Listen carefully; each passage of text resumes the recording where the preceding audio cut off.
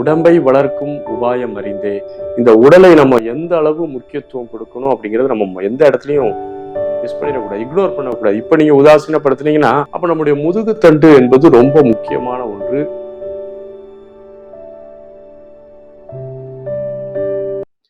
ஆசனம் என்பது, இருக்கை என்பது ரொம்ப முக்கியம். ஏன்னா இயம நியமங்களை எல்லாம் ஒரு சரிவர பின்பற்றக்கூடிய ஒருவனுக்கு இயல்பாகவே மன அமைதி ஓரளவு வர தொடங்கிவிடும். ஏன்னா அவனுடைய லைஃப் ஸ்டைலை ரொம்ப ஸ்ட்ரெச்சர் பண்ணிட்டான். அதனால அவனுக்கு கண்டிப்பாக ஒரு ஆழ்ந்த அமைதிக்கான ஒரு சாத்தியம் இயல்பாகவே இருக்கும் மனம்.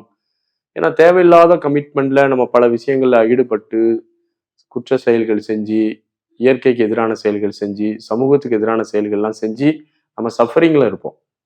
இந்த சஃபரிங்ல இருந்து நம்ம வெளியில வரணும் அப்படின்னா நம்ம லைஃப் ஸ்டைலை சரி பண்ணணும்.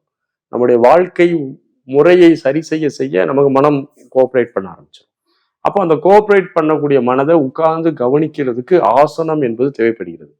ஒரு நீண்ட நெடிய இருக்கை, இல்ல ஒரு சிட்டிங் அப்படிங்கிற இருக்கை, அதாவது ஒரு தடவை கண்ணை மூடி இப்படி உட்கார்ந்தா அசையாமல் ஆடாமல் ஒரு நேர்கோட்டில் எந்த விதமான உடல்ல டைட்டாக இல்லாமல் இருக்கணும் அப்படின்னா ஒரு சிட்டிங்கிறது கிட்டத்தட்ட 24 நிமிடம் என்பது.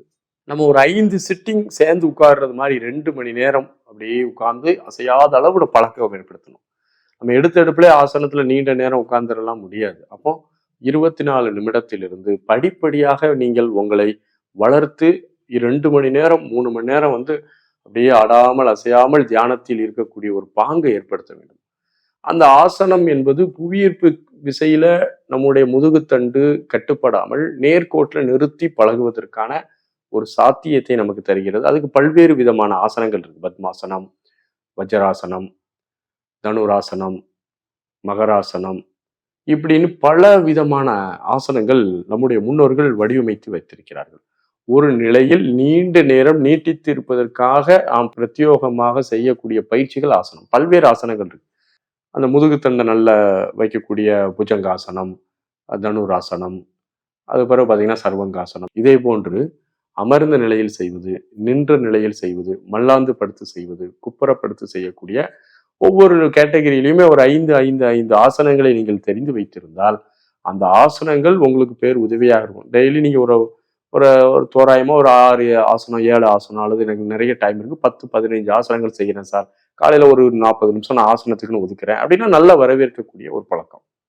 அந்த ஆசனங்கள் செய்து செய்து செய்து பழகும் போது இந்த முதுகு தண்டு நல்ல நேரா இருக்கும். அதே போல உடல்ல இரத்த ஓட்டம், வெப்ப ஓட்டம், காற்றோட்டம் என்ற இந்த 3 ஓட்டங்களும் சீராக இருக்கும்.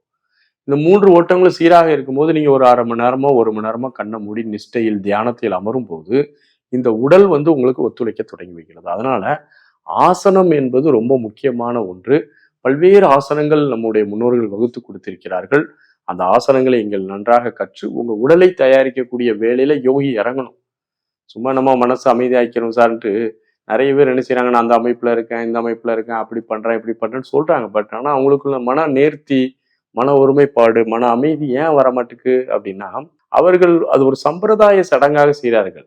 நம்ம பள்ளிக்கூடத்துல சேர்ந்தா படிப்பு வந்துடும் அப்படின்னு சொல்ல முடியுமா? பள்ளிக்கூடத்துக்கு சேர்ந்தா படிப்பு வராது, அங்கே போய் உட்காந்து படிச்சாதான் படிப்பு வரும். அதே போல நீங்கள் யோகா அமைப்புகளில் நீங்கள் மெம்பராகவோ உறுப்பினராகவோ இருப்பது, அல்லது ஒரு பெரிய குரு கூட நீங்க சேர்ந்து பயணிக்கிறது அப்படிங்கிறதெல்லாம் ஒரு உளவியல் ரீதியான உங்களுக்கு ஒரு ஹாப்பினஸை தரலாமே தவிர நீங்கள் மெய்ப்பாடு படவில்லை என்றால் உங்களுக்கு எந்த அனுபவமும் வரப்போறதில்லை. பிரம்மா சொல்லி கொடுத்தாலும் எறும்பு சொல்லி கொடுத்தாலும் வித்தை என்பது ஒன்றுதான்.